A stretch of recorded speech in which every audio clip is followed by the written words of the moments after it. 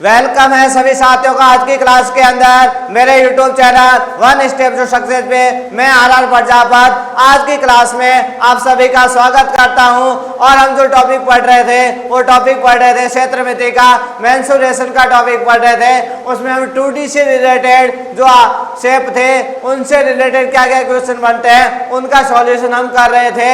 और उन्हीं क्वेश्चनों की सीरीज को आज हम आगे बढ़ाते हुए आगे की तरफ चलते हैं। तो आज का पहला प्रश्न आपके सामने क्या दे रखा है, यदि एक वर्ग के विकर्ण की लंबाई 20 सेंटीमीटर है तो उस वर्ग का परिमाप ज्ञात कीजिए। वर्ग के विकर्ण की लंबाई आपके पास दे रखी है और आपको उस वर्ग का क्या ज्ञात करना है, परिमाप ज्ञात करना है। वर्ग के विकर्ण की लंबाई दे रखी है और उसका क्या ज्ञात करना है, परिमाप आपको क्या करना है, ज्ञात करना है। जो जब प्रश्न के अंदर वर्ग का विकर्ण आपके पास दिया हुआ हो उस समय हम परिमाप कैसे ज्ञात करते हैं तो उसके बारे में आपको भाई आप जैसे ये एक वर्ग का शेप है, आपको एक एक चीज के लिए तो ये वर्ग का शेप, वर्ग के अंदर क्या होती है, सभी भुजाएं क्या होती है, बराबर होती हैं। ये वर्ग का क्या हुआ, विकर्ण, ये भुजा और ये भुजा क्या है, बराबर। ये क्या है आपका वर्ग का विकर्ण। कैसा त्रिभुज बना, समकोण त्रिभुज। और समकोण त्रिभुज में क्या होता है, कर्ण का स्क्वायर बराबर आधार का स्क्वायर प्लस लंब का स्क्वायर। तो यहाँ हमारे पास क्या बनेगा भाई, विकर्ण बराबर क्या बन जाएगा, √2 इंटू भुजा। ये क्या बनेगा, विकर्ण। तो हमारे को वर्ग का परिमाप ज्ञात करने के लिए किसकी जरूरत पड़ती है, भुजा की जरूरत पड़ती है। और भुजा ज्ञात करने के लिए आपको क्या करना पड़ेगा भाई, वर्ग की भुजा ज्ञात करनी है तो विकर्ण के अंदर किसका भाग देना है, √2 का। विकर्ण कितना है आपके पास, 20। तो जब आपको भुजा ज्ञात करनी है तो 20 के अंदर क्या करेंगे, √2 का भाग देंगे। उसके बाद ये तो वर्ग की आ गई भुजा। अब आपको ज्ञात क्या करना है, वर्ग का परिमाप। और वर्ग के परिमाप का आप सूत्र जानते हैं, वर्ग के परिमाप का सूत्र क्या होता है, 4 इंटू भुजा। वर्ग के परिमाप का सूत्र क्या होता है, 4 इंटू भुजा।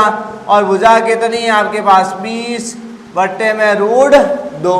अब √2 बट्टे में ऐसा तो कोई ऑप्शन है मिलना नहीं है, तो आप क्या करें भाई, ये जैसे आपने लिख दी है यहाँ पे 4, तो 4 को आप क्या लिख सकते हैं भाई, 4 को क्या लिख सकते हैं, 2 इंटू 2। और इस 2 को भी क्या लिख सकते हैं आप भाई, √2 इंटू √2।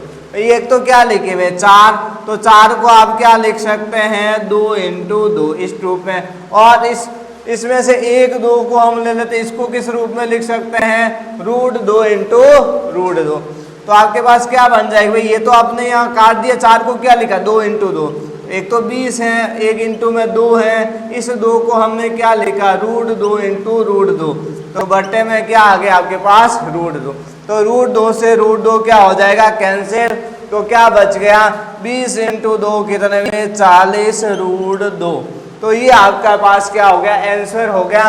तो जब भी प्रश्न के अंदर आपके पास वर्ग का परिमाप पूछा जाता है और वर्ग का विकर्ण दे रखा है तो उस समय आपको सूत्र प्रयोग में क्या, कौन सा सूत्र प्रयोग में ले सकते हो, 2√2 इंटू विकर्ण। इस तरीके के सूत्र को भी प्रयोग में ले सकते हो और नहीं तो इस टाइप से भी सॉल्यूशन कर सकते हो। अगर आपको सूत्र याद रहता है तो इस सूत्र का प्रयोग कर सकते हो।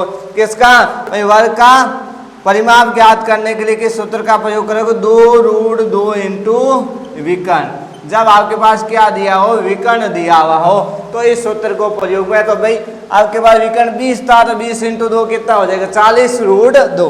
तो ये आपके पास, और 40 √2 कौन से ऑप्शन के अंदर दे रखा है, देखो बी में भी दे रखा, सी में भी दे रखा, लेकिन लंबाई यहाँ किस में दे रखी है, सेंटीमीटर में। तो भाई परिमाप भी किस में होगा, सेंटीमीटर में। अगर आपने मीटर वाला ऑप्शन जल्दबाजी में टिक कर दिया तो आपका आंसर गलत हो जाएगा।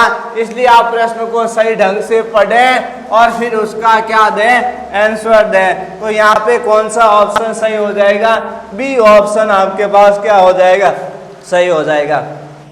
इसलिए जब भी प्रश्न पूछा जाता है ऐसा तो आप सूत्र भी लगा सकते हैं। जब वर्ग का विकर्ण दिया हुआ हो तो परिमाप ज्ञात करने के लिए क्या सूत्र प्रयोग में लोगे, 2√2 इंटू विकर्ण। 2√2 इंटू विकर्ण ले सकते हैं, नहीं तो आप बेसिक तरीके से भी प्रश्न को हल कर सकते हैं। अब हम अगले प्रश्न की तरफ बढ़ते हैं। तो प्रश्न संख्या 7 आपके पास क्या है, यदि दो वर्गों के विकर्णों का अनुपात 3:5 है, विकर्णों का अनुपात कितना है 3:5 है, तो उनके क्षेत्रफलों का अनुपात ज्ञात करना है। जब आपके पास वर्ग के विकर्ण का अनुपात दे रखा है और क्षेत्रफलों का अनुपात ज्ञात करना है, हमेशा जो वर्ग का जो क्षेत्रफल होता है वो क्या होता है, विकर्ण के स्क्वायर के क्या होता है, समानुपाती होता है। वर्ग का क्षेत्रफल क्या होता है, विकर्ण के वर्ग के समानुपाती। भाई विकर्ण डबल हो रहा है तो क्षेत्रफल 2 का स्क्वायर कितना हो जाएगा, 4 गुना। तो जब भी ऐसा प्रश्न पूछा जाता है उसको इस अब यहाँ क्या दे रखा है, दो वर्ग के विकर्णों का अनुपात 3:5 है, तो क्षेत्रफलों का अनुपात, तो क्षेत्रफल क्या होता है, विकर्ण के स्क्वायर के समानुपाती होता है। तो इन विकर्णों का क्या कर दे, इसके अनुपात का स्क्वायर कर दे, तो 3 का स्क्वायर कितना होता है 9 और 5 का स्क्वायर कितना होता है 25। तो 9:25 आपके पास क्या हो जाएगा, ऑप्शन करेक्ट हो जाएगा। क्या हो जाएगा 9:25 और 9:25 किस ऑप्शन में दे रखा है, बी ऑप्शन में दे रखा है। तो इस तरीके का जब प्रश्न पूछा जाता है तो आपको ज्यादा समय नहीं लेना है, 5 सेकंड के अंदर इस प्रश्न का सॉल्यूशन कर देना है। भाई विकर्ण का जो अनुपात दे रखा है उसका आपको क्या कर देना है, स्क्वायर करेंगे, तो विकर्ण के अनुपात का स्क्वायर करते ही हमारे पास क्या आ जाएगा, क्षेत्रफलों का भी अनुपात आ जाएगा। अब हम अगले प्रश्न की तरफ बढ़ते हैं। तो अगला प्रश्न हमारे सामने क्या कह रहा है, देखो एक आयत को दो असमान भुज आयत की दो असमान भुजाओं एक आयत की दो असमान भुजाओं का अनुपात 3:4 है।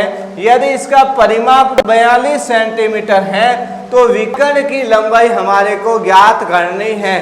ठीक है, आयत की असमान भुजाओं का अनुपात दे रखा है, मतलब लंबाई और चौड़ाई का अनुपात आपके पास दे रखा है और आपका परिमाप भी दिया हुआ है। विकर्ण की लंबाई आपको ज्ञात करनी है, तो इसके लिए पहले आपको लंबाई और चौड़ाई ज्ञात करनी पड़ेगी। तो लंबाई और चौड़ाई का अनुपात कितना है 3:4। तो लंबाई को हमने क्या ले लिया 3x और चौड़ाई को क्या ले लिया आपने 4x।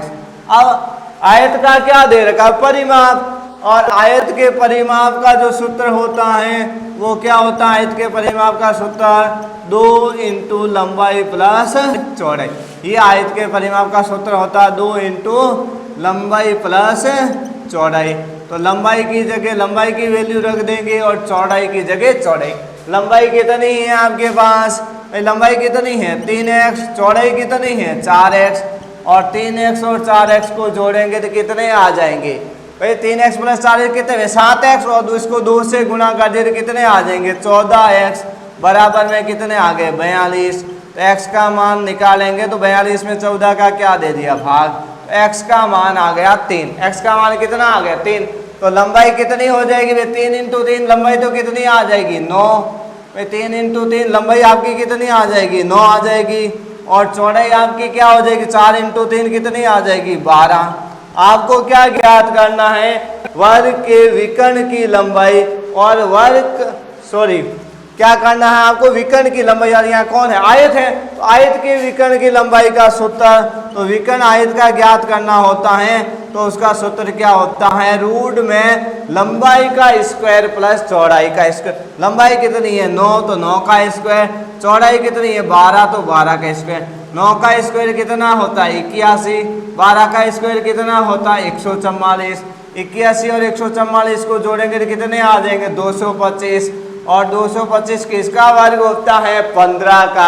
तो विकर्ण आपके पास कितना आ जाएगा 15 सेंटीमीटर। तो 15 सेंटीमीटर किस ऑप्शन के अंदर है, सी ऑप्शन में। तो सी ऑप्शन यहाँ आपका क्या हो जाएगा, करेक्ट हो जाएगा।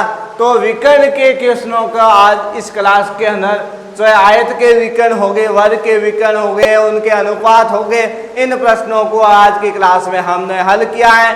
और इसके अंदर इस टाइप से और क्या क्या क्वेश्चन बन सकते हैं उसको हम अगली क्लास में हल करेंगे। तो आज के लिए इतना ही। Thanks all.